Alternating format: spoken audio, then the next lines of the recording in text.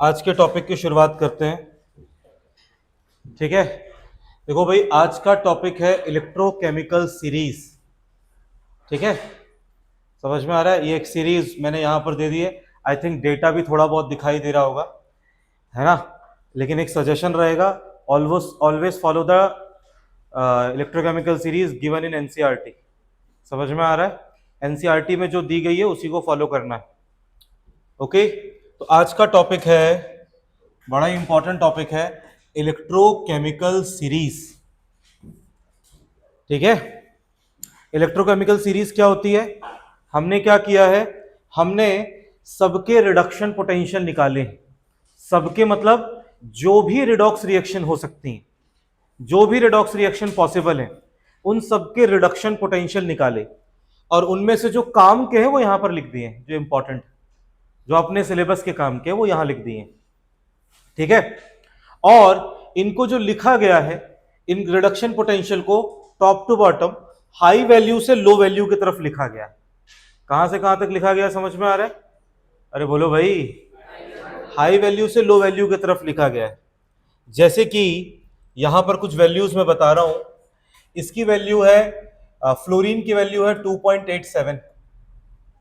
किसकी वैल्यू है ये? S R P, standard reduction potential की वैल्यू। फ्लोरीन की कितनी दी है? 2.87। गोल्ड की दी है यहां पर ये, MnO4 माइनस की रिएक्शन की दी है 1.51। MnO4 माइनस की रिएक्शन की क्या दी है? 1.51। गोल्ड की दी है 1.40। इस तरीके से ये सारी वैल्यूज दी हैं। मुझे लगा था स्क्रीन में और बड़ा दिखाई देगा, पर ये उतना बड़ा दिखाई नहीं दे रहा है। ठीक है, दिख रहा है कि नहीं दिख रहा है? बताओ, कुछ दिख रहा है? नहीं दिखाई दे रहा है? हाँ, नहीं दे रहा है ना ठीक से? नहीं दे रहा है तो अब हम क्या करेंगे, हम अपनी कॉपी में टेबल बनाएंगे। चलो शुरू हो जाओ। क्या? हाँ, नहीं, इतना टेक्नोलॉजिकली एडवांस नहीं है। लिखना चालू करो, चलो। बहुत बढ़िया, तो बहुत ज्यादा लिखेंगे। चलो, टाइम ना वेस्ट करो। बोला ना, एक बार लिखना है तो लिखना, लिखो चलो।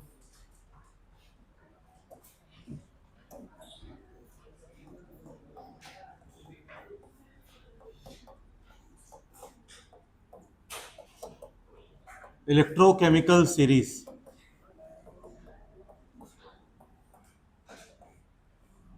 ठीक है, इलेक्ट्रोकेमिकल सीरीज में हम इस तरीके से इसको डिवाइड कर लेते हैं दो पार्ट में।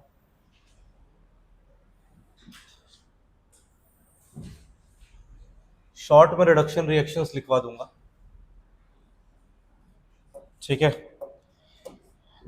देखो, हम यहां लिख रहे हैं रिडक्शन रिएक्शन। रिडक्शन की जो रिएक्शन हो रही है, रिडक्शन रिएक्शन, और यहां पर दिया है एसआरपी। रिडक्शन रिएक्शन और एसआरपी, उसके आगे की रिडक्शन रिएक्शन यहां, और एसआरपी।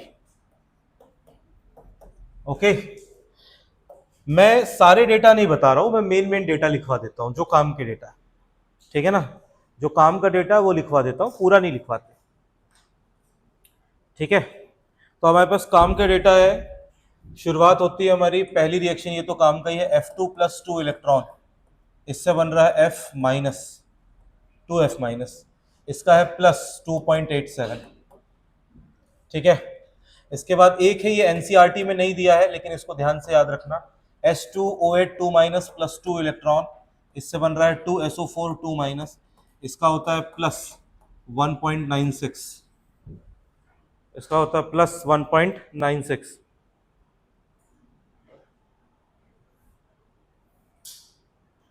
ठीक है,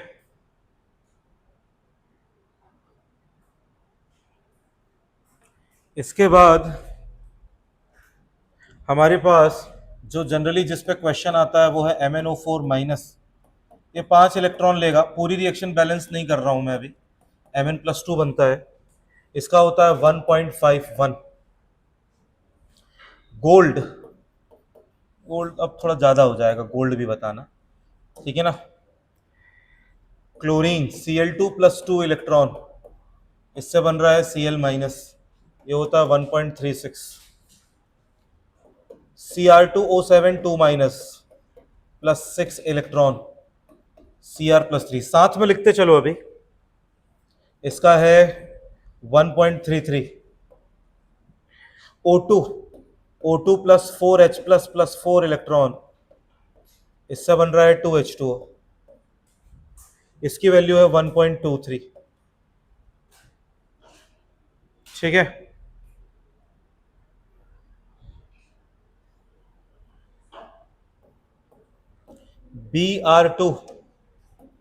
Br2 प्लस 2 इलेक्ट्रॉन, इससे बन रहा है 2Br माइनस, इसकी वैल्यू है 1.09। Ag प्लस प्लस 1 इलेक्ट्रॉन, ये आ जाएगा Ag, इसकी वैल्यू है 0.80। ठीक है, कॉपर प्लस 2 इलेक्ट्रॉन, कॉपर, इसकी वैल्यू है plus 0.34। 2H plus plus H2, 2H plus plus 2 electron, इससे निकल जाएगा H2। ओके, इसका है 0.0 वोल्ट। इसके नीचे कुछ मेटल्स हैं, है ना, वैसे तो काफी सारी मेटल्स हैं अपने पास, काम की लिखते हैं, निकल प्लस 2 लिख लेते हैं, Fe प्लस 2 लिख देते हैं, chromium plus 3, Zn plus 2, water, aluminium plus 3, magnesium plus 2, lithium. जगह थोड़ी कम है,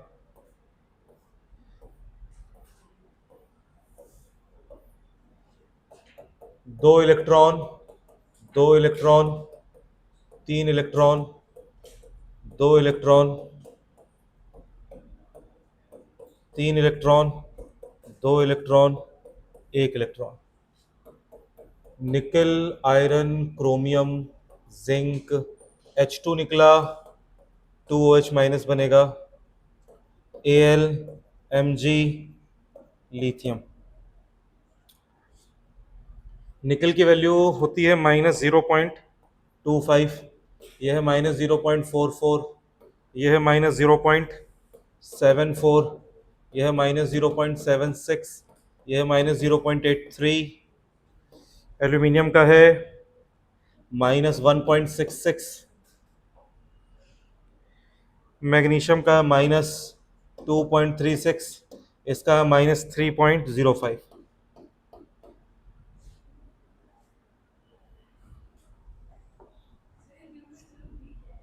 क्या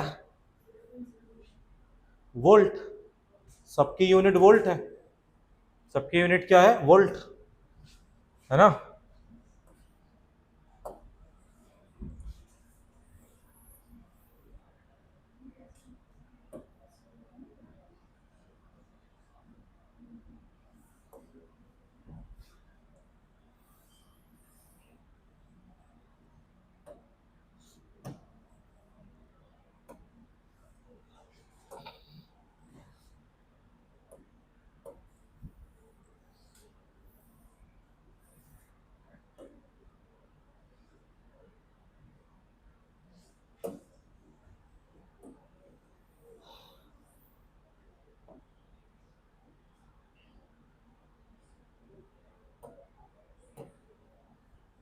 हाँ भाई, ये हमने एक छोटी सी टेबल बना ली है, बहुत सारी डेटा इसमें से मिसिंग है ना।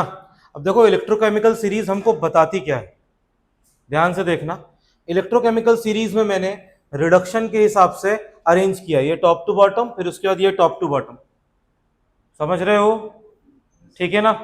अब सबसे पहले अगर मैं इसमें, सब लोग यहां ध्यान दो, अगर मैं इसमें ऊपर के साइड पे जाता हूं, किस साइड पे जा रहा हूं जल्दी बताओ? ऊपर के साइड पे। तो ऊपर के साइड पे जा रहा हूं तो एसआरपी की वैल्यू बढ़ रही है। किसकी वैल्यू बढ़ रही है जल्दी बताओ? एसआरपी की वैल्यू बढ़ रही है, और जब एसआरपी की वैल्यू बढ़ेगी तो रिडक्शन होने के चांसेस बढ़ेंगे। किसके चांसेस बढ़ेंगे बताओ? रिडक्शन होने के चांसेस बढ़ेंगे। कहने का मतलब सिल्वर जितना जल्दी रिड्यूस होता है उससे फास्ट ब्रोमीन होता है, उससे फास्टर O2 होता है एसिडिक मीडियम में, उससे फास्टर Cr2O7 होता है। उतनी जल्दी रिड्यूस होते हैं, उतनी जल्दी जल्दी जल्दी जल्दी इलेक्ट्रॉन गेन करते हैं। समझ रहे हो?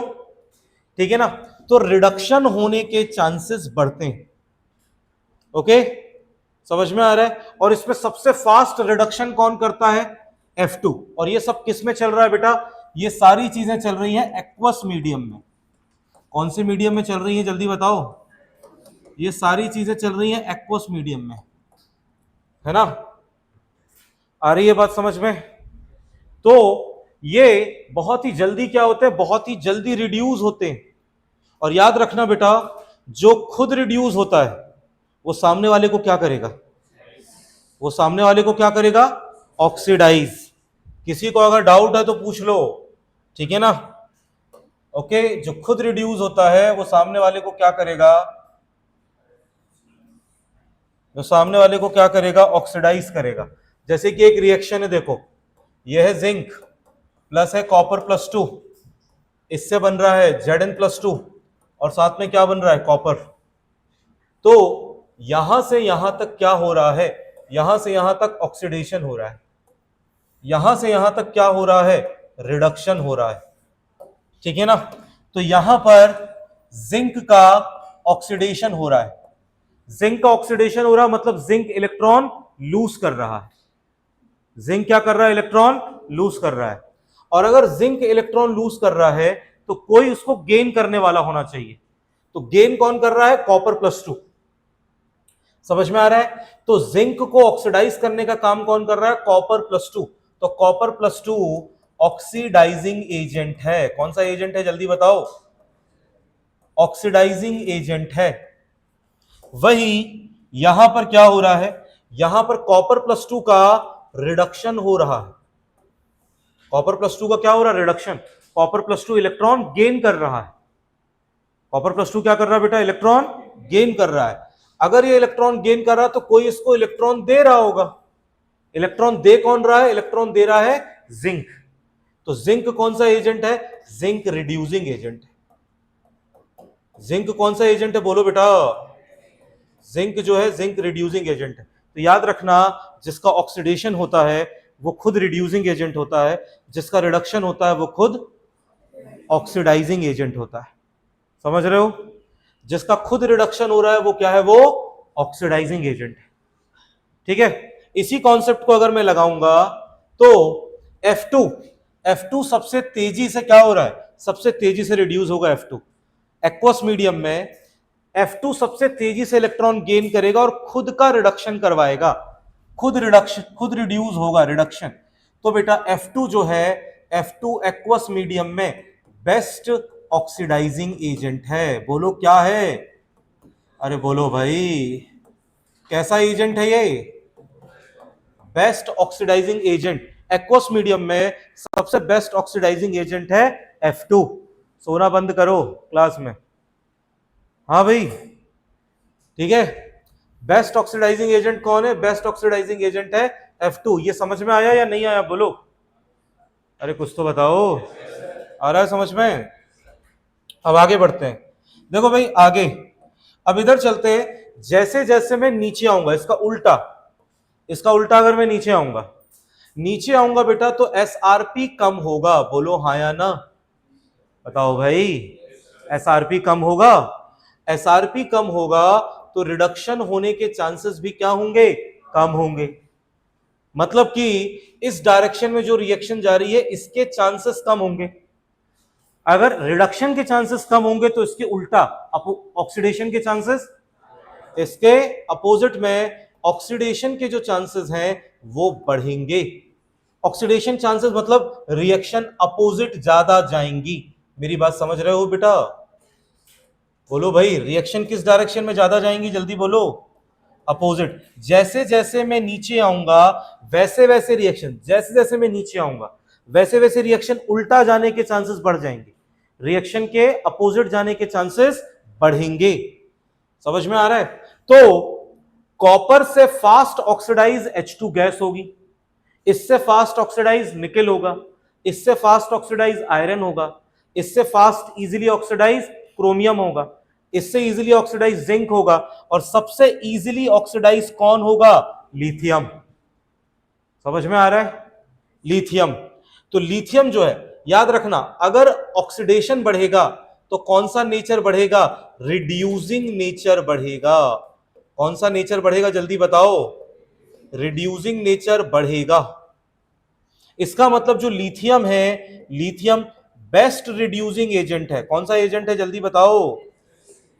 बेस्ट रिड्यूसिंग एजेंट कौन है? बेस्ट रिड्यूसिंग एजेंट लिथियम है। Lithium is the best reducing agent. समझ में आ रहा है सभी लोगों को? बोलो भाई हाँ या ना। Lithium is the best reducing agent. ऊपर जाएंगे, रिडक्शन के चांसेस बढ़ेंगे तो ऑक्सीडाइजिंग नेचर बढ़ेगा। ऑक्सीडाइजिंग नेचर बढ़ेगा। एक और चीज बता रहा हूं, देखो बेटा, देखो ऑक्सीडाइजिंग नेचर, कभी भी ऑक्सीडाइजिंग नेचर देखना है तो आपको लेफ्ट वाले का देखना होगा। किसका देखना होगा, जल्दी बताओ? अरे बोलो भाई, ऑक्सीडाइजिंग नेचर आप लेफ्ट वाले का देखोगे क्योंकि यही तो रिड्यूस हो रहा है। लेकिन कभी भी आप अगर रिड्यूसिंग नेचर चेक करोगे तो रिड्यूसिंग नेचर राइट वाले का चेक करोगे। किसका चेक करोगे रिड्यूसिंग नेचर, जल्दी बताओ? राइट वाले का रिड्यूसिंग नेचर चेक करोगे। आ रहा है समझ में? अगर रिडक्शन रिएक्शन लिखी है तो लेफ्ट वाला ऑक्सीडाइजिंग एजेंट है, राइट वाला रिड्यूसिंग एजेंट है। समझ रहे हो? अरे बोलो हाँ या ना। लेफ्ट वाला ऑक्सीडाइजिंग एजेंट है, राइट वाला रिड्यूसिंग एजेंट है। किसी को कोई डाउट? लॉजिक समझ में आ रहा है? ठीक है, ये सब लिखो, इसमें राइट डाउन करो इसे।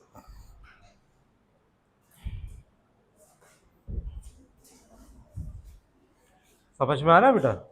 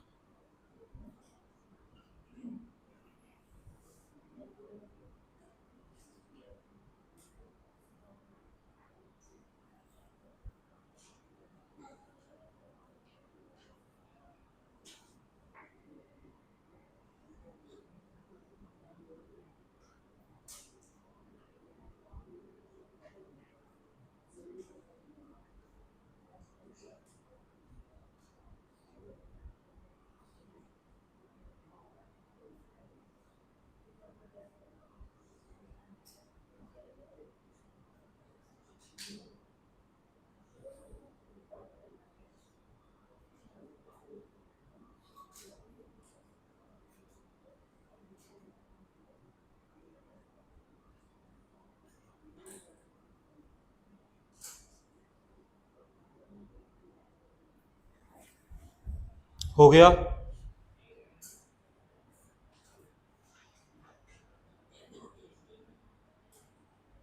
बोलो भाई।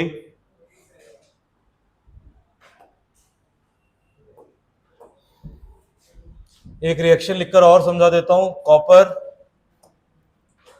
Cu+2 एक्वस +2 इलेक्ट्रॉन, ये हो जाएगा Cu सॉलिड।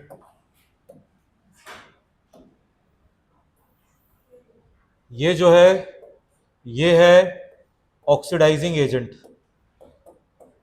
ये है ऑक्सीडाइजिंग एजेंट, ये है reducing agent, reducing agent. Okay, forward reaction reduction की है, और अगर रिएक्शन को बैकवर्ड करके लिखूं तो बैकवर्ड रिएक्शन ऑक्सीडेशन की है। फॉरवर्ड रिएक्शन रिडक्शन की है, बैकवर्ड रिएक्शन ऑक्सीडेशन की है। ठीक है, चलो नेक्स्ट है application of electrochemical series. Electrochemical series का एप्लीकेशन, तो सबसे पहला एप्लीकेशन है it gives information about oxidising and reducing nature of substance. ये हमें ऑक्सीडाइजिंग और रिड्यूसिंग नेचर ऑफ सब्सटेंस के बारे में बताता है। ठीक है, कि कौन ज्यादा ऑक्सीडाइजिंग और कौन ज्यादा रिड्यूसिंग है, पहली चीज। दूसरा, यह हमें हेल्प करता है कैथोड और एनोड फाइंड आउट करने में। क्या फाइंड आउट करने में हेल्प करता है बताओ? जब हमारे पास कोई सेल हो, सेल में कैथोड और एनोड पता लगाने में हेल्प करता है। जैसे कि इन जनरल अगर मैं किसी भी दो को उठा लूं यहां पे सेल बनाने के लिए, लेट्स से मैंने इसको उठा लिया और मैंने इसको उठा लिया, ये दो को उठा लिया, तो इन दोनों की वैल्यू को कंपेयर करो। इसकी वैल्यू बड़ी है, लार्ज है, इसकी वैल्यू लार्ज है, ठीक है ना, लार्ज बोलो या इसकी वैल्यू को बोलो, इसका हाई एसआरपी है, इसका हाई एसआरपी है। हाई एसआरपी मतलब रिडक्शन होने के चांसेस ज्यादा होंगे, और रिडक्शन होने के चांसेस ज्यादा होंगे, इसका मतलब अगर सेल बनाओगे तो ये कैथोड बनेगा। सेल बनाओगे तो क्या बनेगा? कैथोड। इसका लो एसआरपी है, लो एसआरपी है, लो एसआरपी है मतलब रिडक्शन होने के चांसेस कम है, ऑक्सीडेशन के चांसेस ज्यादा है। लो एसआरपी है तो ये क्या बनेगा? ये एनोड बनेगा। समझे बेटा? तो ये हमें क्या निकालने में मदद कर रहा है? ये हमें कैथोड और एनोड फाइंड आउट करने में मदद कर रहा है। It helps to predict product of electrolysis. अभी हम आगे इलेक्ट्रोलिसिस पढ़ेंगे और उसमें इलेक्ट्रोलिसिस से क्या प्रोडक्ट बनेगा इसको प्रिडिक्ट करेंगे। तो प्रोडक्ट ऑफ इलेक्ट्रोलिसिस निकालने में ये हेल्प करेगा हमें। ठीक है ना? टफ क्वेश्चंस में, इजी क्वेश्चंस के लिए तो हम बोलेंगे रट लो। ठीक है, चलो भाई, ये हो गया होगा। ये 3 पॉइंट्स लिख लो जल्दी से।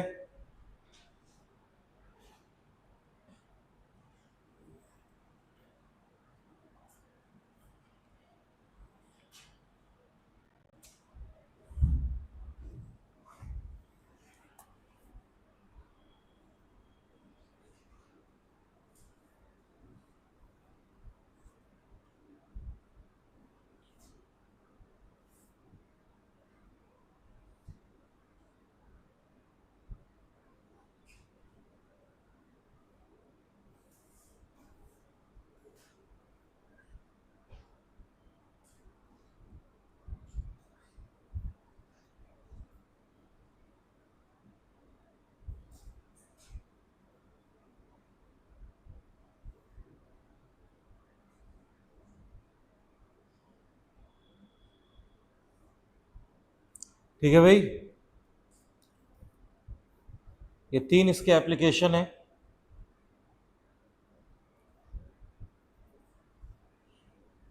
सार्थक, या क्लास में मस्ती मजाक बंद करो, टॉपिक पे ध्यान दो, है ना, वरना तुम तीनों कबूतरों को अलग अलग बैठा लूंगा मैं।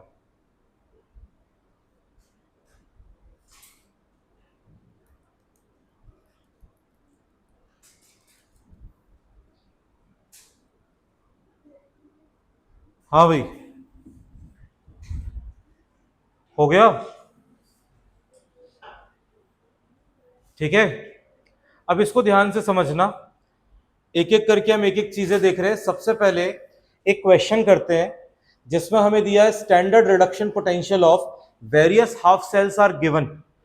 हमें कुछ हाफ सेल्स का रिडक्शन पोटेंशियल दिया है। जैसे मुझे डेटा दिया है ई नॉट एजी प्लस से एजी का डेटा दिया है, सब रिडक्शन पोटेंशियल है, plus 0.80।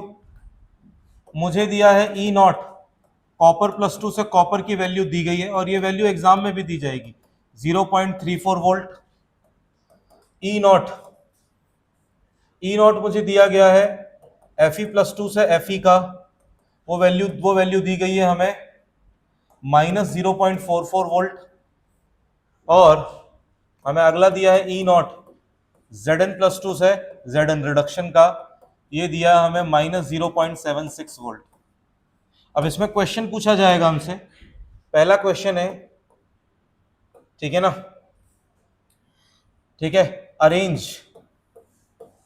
Arrange in decreasing order of, arrange in decreasing order of, decreasing order of oxidising nature, arrange in decreasing order of oxidising nature, oxidising nature के decreasing order में arrange करो। Sarthak answer बताओ।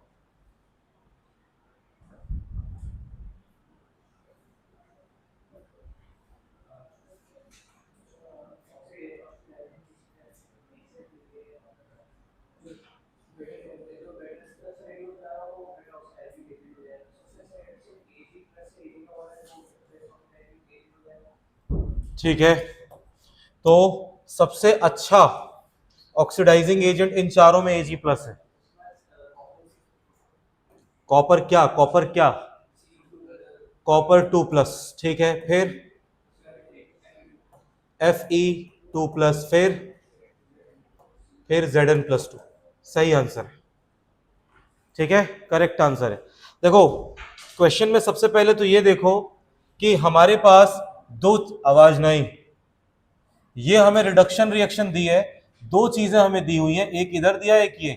तो अगर reduction reaction है तो जो left side वाला है ये ऑक्सीडाइजिंग एजेंट है और ये रिड्यूसिंग एजेंट है, समझ रहे हो, ठीक है ना। रिडक्शन रिएक्शन में जो लेफ्ट में लिखा हुआ है वो ऑक्सीडाइजिंग एजेंट है, दूसरा रिड्यूसिंग एजेंट है।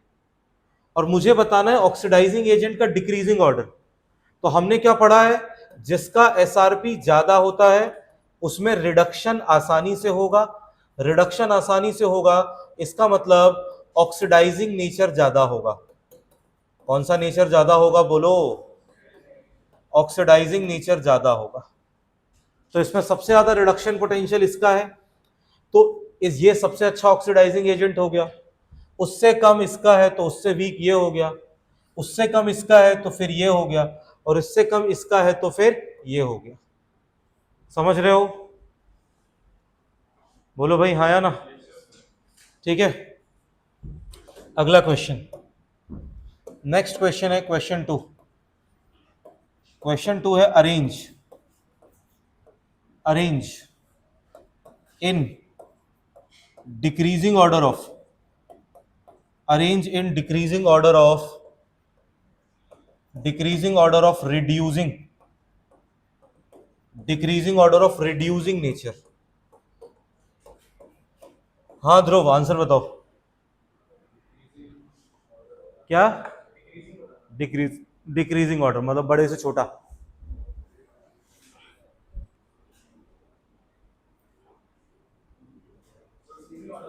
हाँ सेम ऑर्डर होगा, दिमाग से पैदल ऐदल हो गया, दोबारा देखो।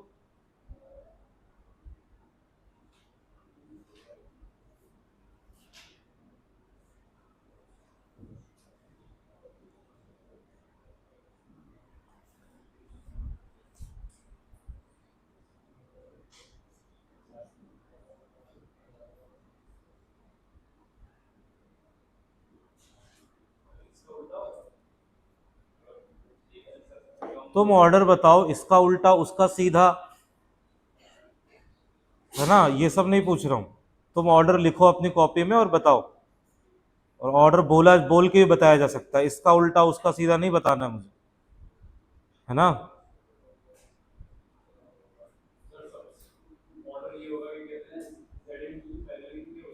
Zn2 पहले लिखेंगे, Zn+2 ऑक्सीडाइज रिड्यूसिंग एजेंट है, Zn+2 क्यों, Zn+2 रिड्यूसिंग एजेंट होगा, Zn लिखेंगे,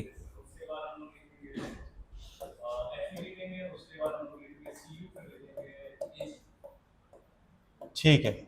अब ये ऑर्डर सही है, ठीक है। मैंने आपको बार बार बताया कि अगर रिडक्शन रिएक्शन है तो जो राइट साइड है वो रिड्यूसिंग एजेंट है, जो राइट साइड है वो रिड्यूसिंग एजेंट है, समझ में आया, ठीक है ना। R फॉर राइट और R फॉर रिड्यूसिंग एजेंट, ऐसे याद कर लेना।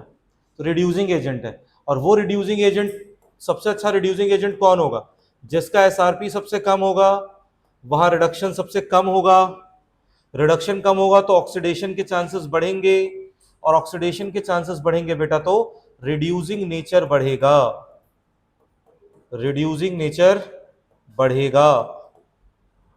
ठीक है, तो पहला सवाल तो आपको इस टाइप का आएगा।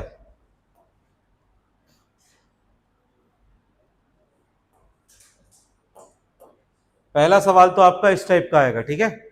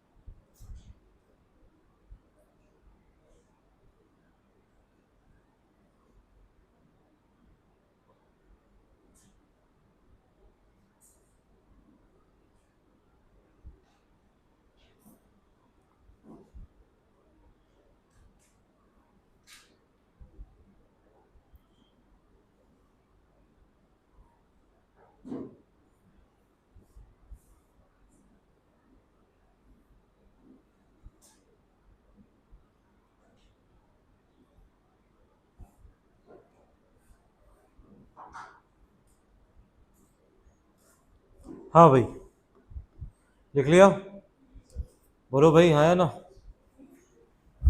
लिख लिया। चलो अब इसमें एक चीज है ना, इसमें एक चीज ये है, ठीक है, जिसको हम लोग बोल सकते हैं liberation of H2 gas, liberation of H2 gas from dilute strong acid, from dilute strong acid या डाइल्यूट एसिड बोल सकते हैं, liberation of H2 gas from dilute acid on reaction with metal, on reaction with metal. बेटा इसमें मैं समझाना चाहता हूं कि कौन कौन सी मेटल है वो हाइड्रोजन गैस लिबरेट कर सकती है और कौन सी लिबरेट नहीं कर सकती, समझ रहे हो? ठीक है, तो देखो देखो यहां पर कौन सी मेटल लिबरेट कर सकती है, कौन सी नहीं कर सकती है, उसके लिए मुझे एसिड लेना पड़ेगा, मुझे क्या लेना पड़ेगा, एसिड, जहां से H+ आ रहा है, और मुझे उसके लिए फिर और क्या लेना पड़ेगा साथ में, मेटल्स लेना पड़ेगा। तो मैं एक दो एग्जांपल लेकर करता हूं, दो एग्जांपल बताता हूं। पहला एग्जांपल ले लेता हूं जिंक। तुम लोग 9th क्लास से पढ़ते आ रहे हो जिंक से हाइड्रोजन गैस रिलीज करना, पढ़ते आ रहे हो कि नहीं पढ़ते आ रहे हो? नहीं पढ़ा 9th क्लास में? पता नहीं तुम लोग पढ़े भी हो कि नहीं पढ़े हो, मेरे को तो ये लग रहा ऐसे ही बोर्ड पास करके आ गए हो बस। देखो यहां पे case one reaction of dilute HCl, reaction of dilute HCl with zinc. बेटा जब जिंक के साथ रिएक्शन कराते हैं HCl की, है ना, जिंक की रिएक्शन HCl से कराएंगे, HCl एक्वस के साथ, तो हाइड्रोजन गैस रिलीज होगी कि नहीं होगी वो देखेंगे। तो देखो बेटा अगर हाइड्रोजन गैस रिलीज करनी है तो उसके लिए क्या करना पड़ेगा, उसके लिए हाइड्रोजन गैस रिलीज करने के लिए कैथोड में रिएक्शन होगी 2H+, एसिड में तो H+ किस फॉर्म, एसिड में हाइड्रोजन किस फॉर्म में है, H+ के फॉर्म में, 2H+, 2 इलेक्ट्रॉन गेन करेगा बेटा और क्या रिलीज करेगा, H2, है ना। इसका एसआरपी कितना है, 0 वोल्ट, समझ में आ रहा है। और अगर मैं जिंक की बात करूं, एनोड, एनोड में जिंक को क्या करना पड़ेगा, अगर रिएक्शन होनी है तो ये इलेक्ट्रॉन गेन कर रहा है तो जिंक को इलेक्ट्रॉन लूज करना पड़ेगा, जिंक को क्या करना पड़ेगा, इलेक्ट्रॉन लूज, समझ रहे हो? ठीक है ना। तो जिंक का एसआरपी होता है -0.76 वोल्ट। जिंक का एसआरपी क्या होता है, इस रिएक्शन का नहीं, इस रिएक्शन का E0 Zn+2 से Zn का, समझ रहे हो? ठीक है ना। तो अब इसमें ध्यान से देखो, अगर मैं इससे ई सेल बनाऊं तो इसका ई सेल क्या हो जाएगा, E naught cathode minus E naught anode, यही होगा। कैथोड में कौन जाएगा, बड़ा वाला कैथोड में, ठीक है ना।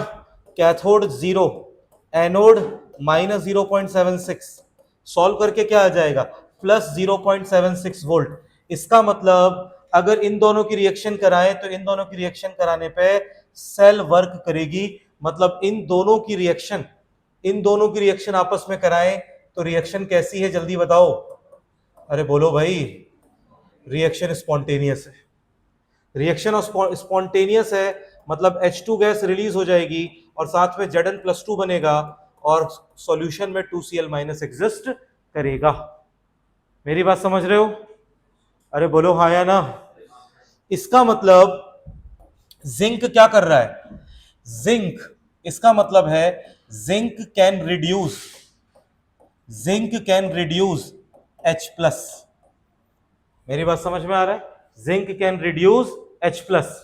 या फिर हम क्या लिख सकते हैं, और हम लोग क्या लिख सकते हैं, और लिख सकते हैं H+ कैन ऑक्सीडाइज जिंक। और क्या लिख सकते हैं, या तो ये लिख सकते हैं या तो ये लिख सकते हैं, H+ कैन ऑक्सीडाइज जिंक। अरे मेरी बात समझ रहे हो कि नहीं समझ रहे हो? H+ किसको ऑक्सीडाइज कर सकता है, जिंक को। इसका मतलब यह है कि H+ उसको ऑक्सीडाइज कर रहा है, H+ उसको ऑक्सीडाइज कर रहा है जिसका रिडक्शन पोटेंशियल उससे कम है। H+ किसको ऑक्सीडाइज कर रहा है, जिसका रिडक्शन पोटेंशियल उससे कम है। समझ में आ रहा है, ठीक है ना। तो हमेशा याद रखना H+ है ना, इसमें हम ये बोल सकते हैं, इसमें एक पॉइंट बनाकर लिख सकते हैं, H+ कैन रिड्यूस नहीं, H+ can oxidise, H+ can oxidise all the metals which have lower SRP than 0 volt. जिसका भी 0 वोल्ट से कम है H+ उसको क्या कर सकता है बेटा, ऑक्सीडाइज कर सकता है। समझ रहे हो बात को? इसका मतलब यह है कि अगर आपने एसिड में निकल डाल दिया, डिसॉल्व हो जाएगा और हाइड्रोजन गैस निकलेगी। बोर्ड में देखो, आयरन डाल दिया, डिसॉल्व हो जाएगा, हाइड्रोजन गैस निकलेगी। क्रोमियम डाल दिया, डिसॉल्व हो जाएगा, हाइड्रोजन गैस निकलेगी। जिंक डाल दिया, डिसॉल्व हो जाएगा, हाइड्रोजन गैस निकलेगी। सेम एल्यूमिनियम डाल दिया, मैग्नीशियम डाल दिया, लिथियम डाल दिया, यही होगा। मेरी बात समझ रहे हैं? बोलो भाई हाँ या ना, यही चीज होगी। क्लियर है सभी को? अरे बोलो भाई हाँ ना, कुछ तो बोलो। आ रहा है समझ में? दूसरा एग्जाम्पल, ठीक है, दूसरा एग्जाम्पल, दूसरा है केस टू है, अगर मैं कॉपर की रिएक्शन डाइल्यूट HCl से कराऊं तो क्या होगा। कॉपर की रिएक्शन डाइल्यूट HCl, और हम ये बोल देते हैं HCl या बढ़िया एसिड है डाइल्यूट H2SO4, एक ही बात है बेटा। कॉपर की रिएक्शन अगर H2SO4 से कराऊं, नो रिएक्शन, कोई रिएक्शन नहीं होगी। समझ में आ रहा है? कोई रिएक्शन नहीं होगी। कॉपर डाइल्यूट H2SO4 में डिसॉल्व नहीं होता। उसका रीजन क्या है भाई? उसका रीजन आपके टेबल में दिख रहा है। जो कॉपर का रिडक्शन पोटेंशियल है, वो कॉपर+2 का रिडक्शन पोटेंशियल, कॉपर+2 का जो रिडक्शन पोटेंशियल है वो H+ से ज्यादा है। वो अपने ज्यादा वाले को डिसॉल्व नहीं कर सकता। समझ रहे हो? तो कौन कौन सी मेटल डिसॉल्व नहीं होगी? कॉपर डिसॉल्व नहीं होगा, सिल्वर डिसॉल्व नहीं होगा, ठीक है ना, कॉपर डिसॉल्व नहीं होगा, सिल्वर डिसॉल्व नहीं होगा। गोल्ड कहां है? गोल्ड नहीं लिखा लेकिन गोल्ड भी आता है। गोल्ड डिसॉल्व नहीं होगा, मर्क्यूरी डिसॉल्व नहीं होगा। समझ रहे हो? जिनको हम नोबल मेटल्स कहते हैं, ये डिसॉल्व नहीं होंगी। प्लैटिनम नहीं होगा, प्लैटिनम तो बहुत ही लीस्ट रिएक्टिव है, प्लैटिनम नहीं होगा। आ रहा है समझ में कि नहीं आ रहा है?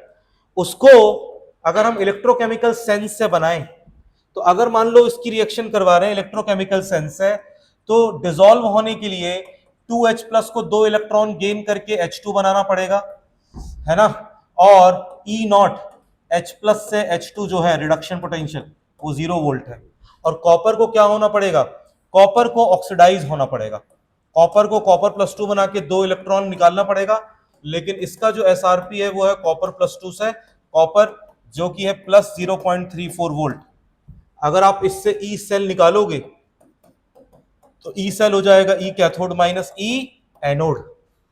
और ई कैथोड है, अभी हमने कैथोड कैथोड किसको लेकर चल रहे हैं, कैथोड लेकर चल रहे हैं हम किसको, इसको।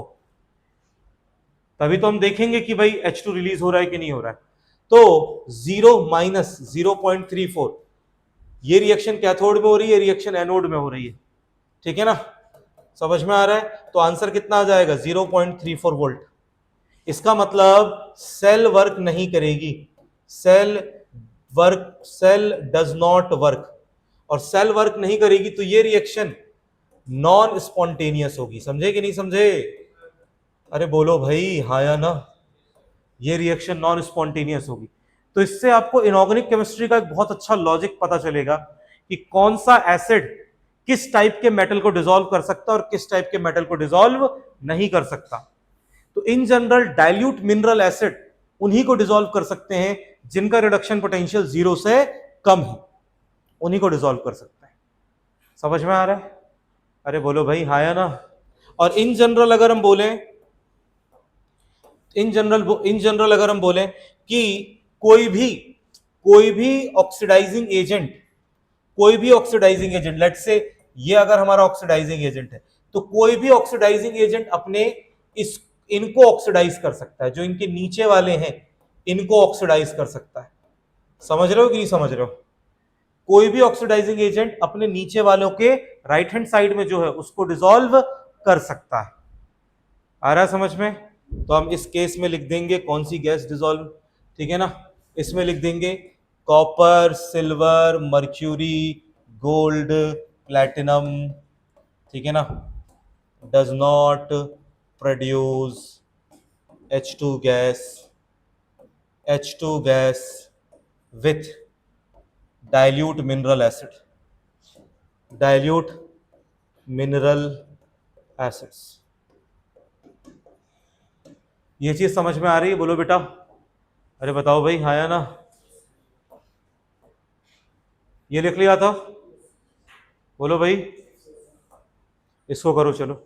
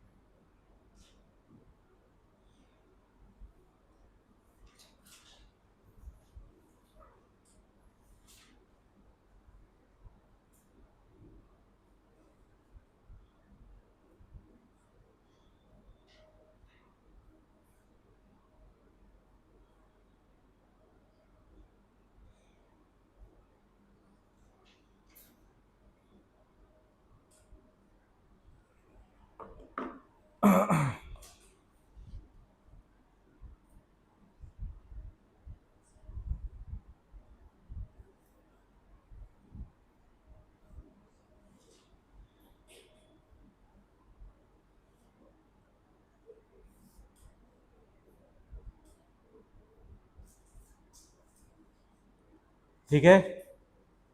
और अब आपको आइडिया लग गया होगा कि आखिर हम क्यों एसिड्स को मेटल कंटेनर में नहीं रखते हैं। समझ में आ रहा है? इसीलिए एसिड्स को ग्लास कंटेनर में रखा जाता है, क्योंकि एसिड्स ज़्यादातर मेटल कंटेनर्स को डिसॉल्व कर लेंगे। ठीक है। और सिर्फ डिसॉल्व किसको नहीं करेंगे, तो भाई डाइल्यूट एसिड है तो भाई वो किसको डिसॉल्व नहीं करेगा, कॉपर को। लेकिन अब कॉन्सेंट्रेटेड एसिड हुआ तो फिर वो तो डिसॉल्व कर सकता है कॉपर को भी, उसके लिए एक अलग लॉजिक लगेगा, वो बाद में सीखोगे। ठीक है ना। और सिल्वर का कंटेनर, गोल्ड का कंटेनर, इतना इंपॉर्टेंट नहीं है एसिड रखना कि गोल्ड का कंटेनर रखें। ऑब्वियसली सस्ते कॉस्ट पे ही देखा जाएगा तो ग्लास सबसे बेस्ट ऑप्शन होता है। ग्लास पर किसी एसिड का बेस का कोई खास इफेक्ट नहीं पड़ता है, कोई इफेक्ट नहीं पड़ता है सिवाय HF, H2O2, HF hydrogen fluoride और H2O2, ये ग्लास के साथ भी रिएक्ट करते हैं, तो इनको वैक्स कोटेड ग्लास में रखा जाता है। समझ में आया? HF H2O2 wax coated glass में रखे जाते हैं, क्योंकि ये रिएक्ट कर जाते हैं किसके साथ, ये ग्लास के साथ रिएक्शन कर लेते हैं। ओके, ये हो गया सभी का? बताओ भाई, ये कर लो।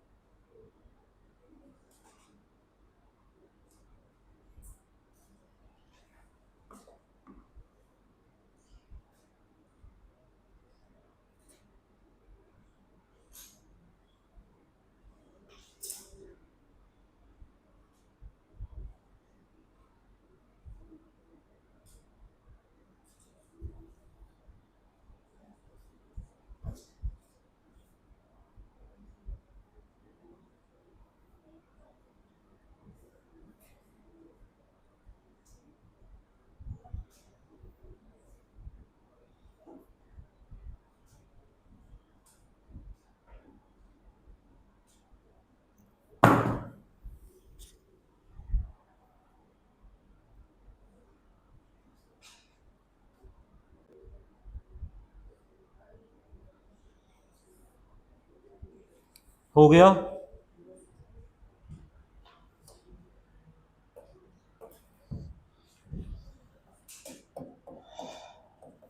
एसिड, एसिड या बेसिस, एसिड्स या बेसिस, ठीक है ना। एसिड या बेस सॉल्यूशन लिखना चाहिए। एसिड और base solutions are not kept in metal containers, in metal containers, उनको मेटल कंटेनर्स में नहीं रखा जाता है, ग्लास कंटेनर में रखा जाता है। ठीक है। और चलो एक एग्जांपल तुम लोग करना, एक एग्जांपल तुम लोग करना। ठीक है। CuSO4 solution, solution is kept in Fe container, Fe container। ठीक है ना। क्या होगा, what will happen, what will happen, है ना। मैं एक कंटेनर ले रहा हूं, उस कंटेनर में सॉल्यूशन है, CuSO4 का सॉल्यूशन है, CuSO4 सॉल्यूशन है। और जो बाहर से जो कंटेनर है, जो कंटेनर है वो आयरन का कंटेनर है, Fe कंटेनर है। देखो, लिस्ट को देखो और बताओ क्या होना चाहिए इसमें, है ना।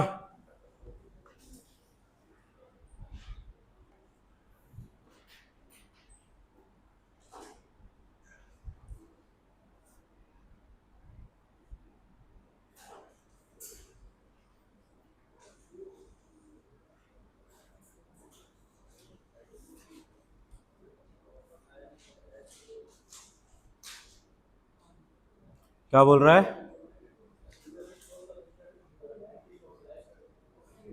हाँ तो करवाओ, करवाओ ऑक्सीडाइज, रिएक्शन लिखो। सही बोल रहे हो वैसे तुम, बहुत बढ़िया, वेरी गुड। तो ऑक्सीडाइज कर देगा तो क्या बनेगा, रिएक्शन लिखो, ये लिखने की जरूरत है, ठीक है।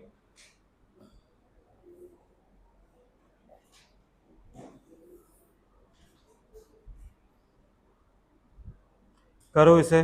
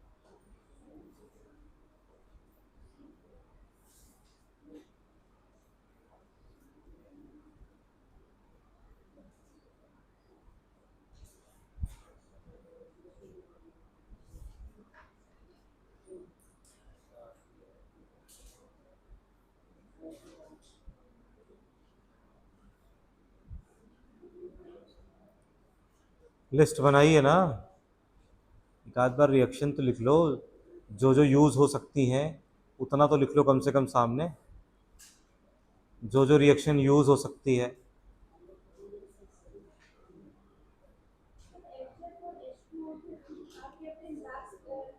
वैक्स कोटेड ग्लास कंटेनर में रखे जाते हैं।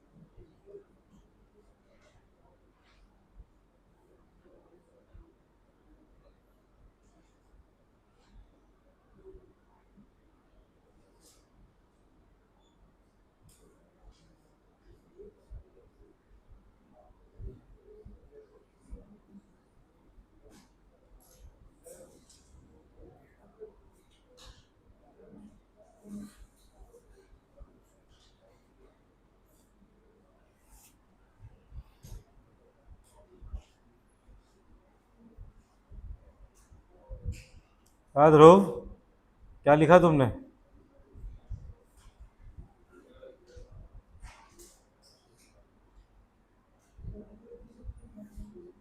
अब्बास बेटा सीधे बैठ जा।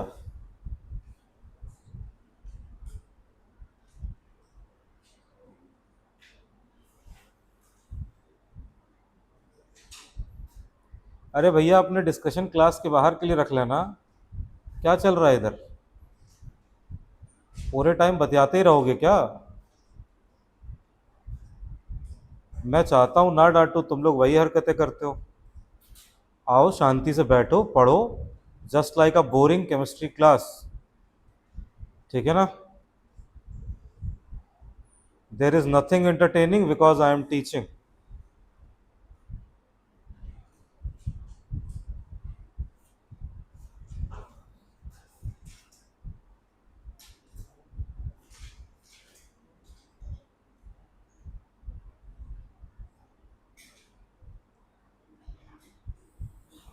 देखो भाई, जो चीजें इन्वॉल्व हैं आप उनकी रिएक्शन लिखो पहले। Copper plus two, 2 electron gain करेगा कॉपर, उसका उसका एसआरपी दिया है +0.34 वोल्ट। और Fe+2 अगर 2 इलेक्ट्रॉन गेन करेगा तो उससे बनेगा Fe। मैं बोल रहा हूं गिवन लिखो बस जो अपने पास है, -0.44 वोल्ट। अब देखो मेरे पास कौन कौन है। मेरे पास कॉपर+2 है, मेरे पास कॉपर नहीं है ना? क्योंकि मैंने CuSO4 लिया है, तो कॉपर CuSO4 अंदर जाके कॉपर+2 और SO4 2- के सॉल्यूशन के फॉर्म में। दूसरी चीज, मेरे पास आयरन है, मेरे पास Fe+2 नहीं है। ठीक है ना? अच्छा, जिस हिसाब से इन दोनों की वैल्यू है, इसको कैथोड के जैसे काम करना चाहिए और इसको एनोड के जैसे, यही है ना? यही सिखाया है। हायर वैल्यू कैथोड के जैसे काम करेगी, लोअर वैल्यू एनोड के जैसे। तो भाई कैथोड और एनोड में रिएक्शन लिख लो। लिखना सीखना पड़ेगा अगर सब्जेक्ट सीखना चाहते हो तो अगर कैथोड में लिखूंगा पहली की रिएक्शन, तो कैथोड में रिडक्शन होता है, तो रिडक्शन होता है तो जैसी रिएक्शन है वैसी रिएक्शन लिख दूंगा। और एनोड में रिएक्शन लिखूंगा तो एनोड में ऑक्सीडेशन होता है, इस रिएक्शन को पलट कर लिख दूंगा। पलट कर लिखूंगा तो Fe से हो जाएगा Fe+2 और 2 इलेक्ट्रॉन। रिएक्शन हमारी होगी 2 इलेक्ट्रॉन 2 इलेक्ट्रॉन कट गए, हमारी ओवरऑल रिएक्शन हो सकती है कॉपर+2 प्लस आयरन, इससे बन जाएगा Fe+2 प्लस कॉपर। समझ में आया? यहां से यहां तक रिडक्शन, ये है कैथोड, यहां से यहां तक ऑक्सीडेशन, ये है एनोड। और इसका क्या निकाल लो? इसका निकाल लो ई सेल। ई सेल निकाल लो, ई कैथोड माइनस ई एनोड निकाल लो। समझे? ई कैथोड माइनस ई एनोड निकाल लो। कैथोड की वैल्यू क्या है? ई कैथोड की वैल्यू है 0.34, एनोड की वैल्यू है -0.44। समझ में आया? सॉल्व करोगे तो हो जाएगा 0.34 minus minus plus 0.44। Overall value किस में आएगी? पॉजिटिव। अगर वैल्यू पॉजिटिव आ रही है, ई सेल की वैल्यू अगर पॉजिटिव आ रही है, तो ये रिएक्शन स्पॉन्टेनियस होगी। समझ में आ रहा है? If E cell is positive, अगर ई सेल पॉजिटिव है, इसका मतलब ये रिएक्शन कैसी रिएक्शन है? स्पॉन्टेनियस रिएक्शन है। इसका मतलब है Fe will dissolve and copper+2 will get deposited. समझ में आ रहा है? ठीक है ना? तो हम इसमें ये बोल सकते हैं कि Fe will get dissolve, Fe dissolve होगा, Fe will get dissolve in the form of Fe+2 and copper+2 will get deposited, Fe+2 will get deposited in the form of copper, copper के फॉर्म में dissolve वो हो जाएगा। समझ में आ रहा है? और इसीलिए एक जनरल हम लोग लिख सकते हैं, जनरल एक पॉइंट लिख सकते हैं कि जनरल लिख सकते हैं इन दोनों में आयरन ज्यादा रिएक्टिव मेटल है। आयरन कैसी मेटल है? ज्यादा रिएक्टिव। जितना नेगेटिव में जाएगा मेटल के केस में, उतना ज्यादा रिएक्टिव मेटल होगी। समझ में आ रहा है? तो आयरन ज्यादा रिएक्टिव मेटल है, तो हम ये बोलेंगे नोट डाल के कि solution of less reactive metal, solution of less reactive metal is not kept, is not kept in contact with, in contact with more reactive metal, more reactive metal या highly reactive metal. Less reactive metal के solution को high reactive metal के साथ contact में नहीं रखना है, ठीक है ना. लेस रिएक्टिव मेटल जैसे कॉपर, उसके सॉल्यूशन कॉपर सल्फेट को हाई रिएक्टिव मेटल जैसे कि आयरन, जिंक, उनके कांटेक्ट में नहीं रखना है, नहीं तो वो मेटल डिसॉल्व हो जाएगा जो मोर रिएक्टिव मेटल है, ठीक है ना. यहां पर क्या होगा, या फिर और पॉइंट लिख सकते हैं, more reactive metal, more reactive metal displaces, ये डिस्प्लेस कर देती है, more reactive metal displaces less reactive metal, less reactive metal from its solution, from its solution, ठीक है. जैसे कि FeCuSO4 में से Cu को अलग कर देगा और क्या बना देगा, और बना देगा FeSO4, aqueous aqueous, displacement reaction. More reactive metal क्या करेगा, more reactive metal less reactive metal के को उसके सॉल्यूशन में से डिस्प्लेस कर देगा, ठीक है भाई, बताओ हाँ या ना. चलो ये वाला लिख लिया था कि नहीं, लिखो, चलो लिखो.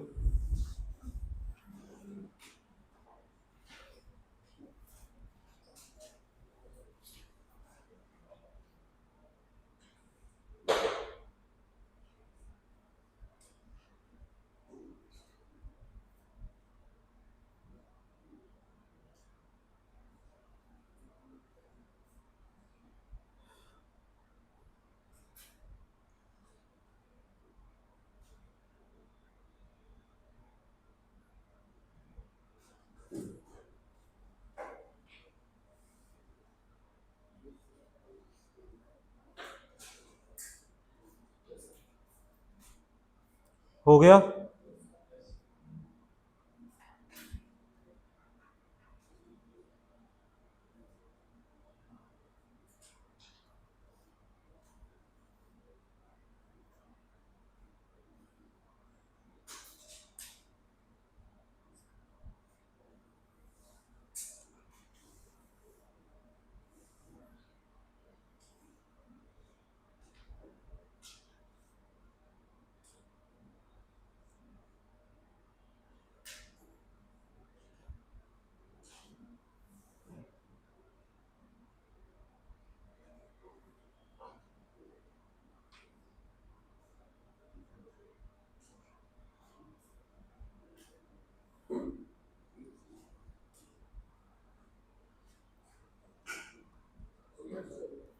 हो गया, इसे लिखो.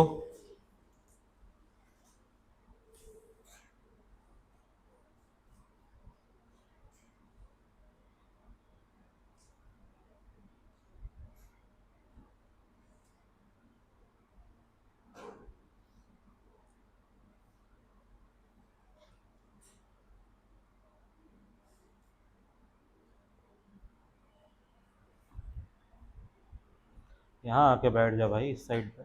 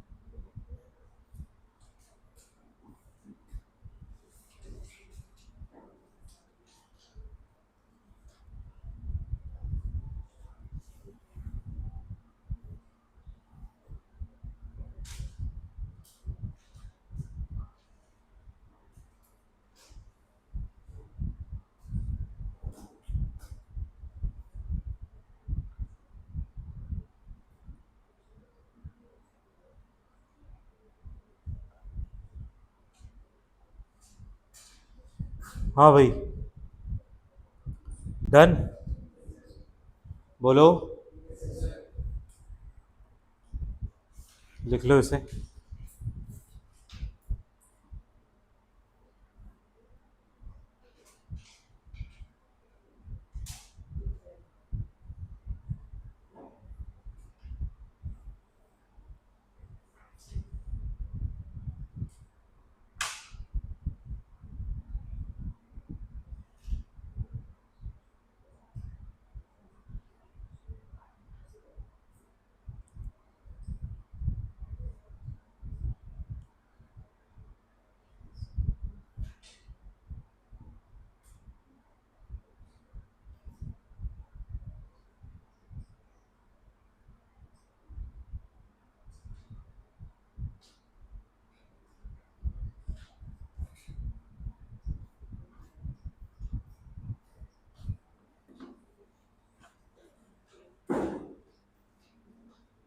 रुद्राक्ष, रुद्राक्ष,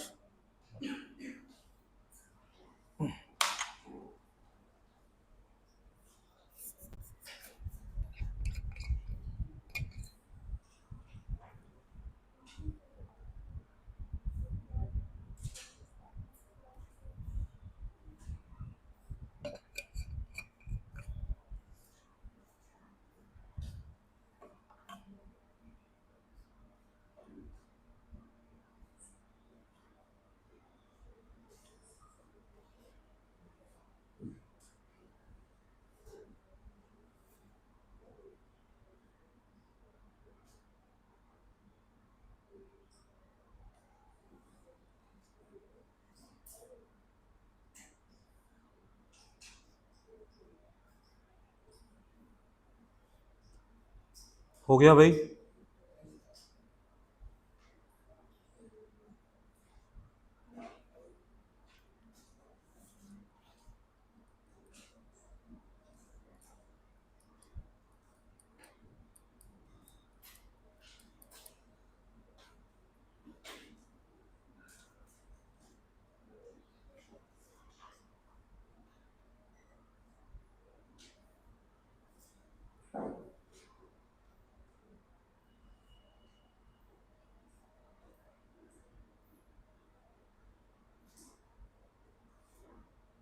डन,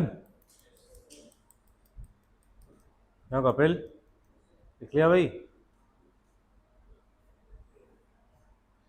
जेई मेंस 2023 क्वेश्चन, देखो सॉल्व करो।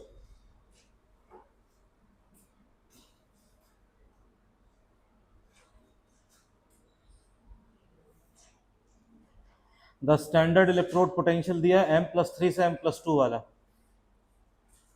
है ना, और बोल रहा the metal ion which can liberate H2 from dilute acid. Dilute acid से कौन सा मेटल आयन लिबरेट कर सकता है? मैं तो ऐसा ही देख के आंसर बता दूंगा, तुम लोग बताओ।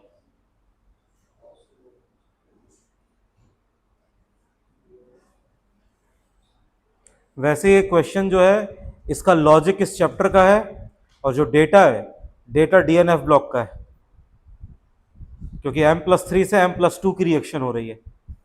समझ में आया? लॉजिक नहीं बदलता है, याद रखना, कॉन्सेप्ट कभी नहीं चेंज होता है। तो जो कॉन्सेप्ट आपको सिखाया है वही कॉन्सेप्ट अप्लाई करके सॉल्व करो सवाल।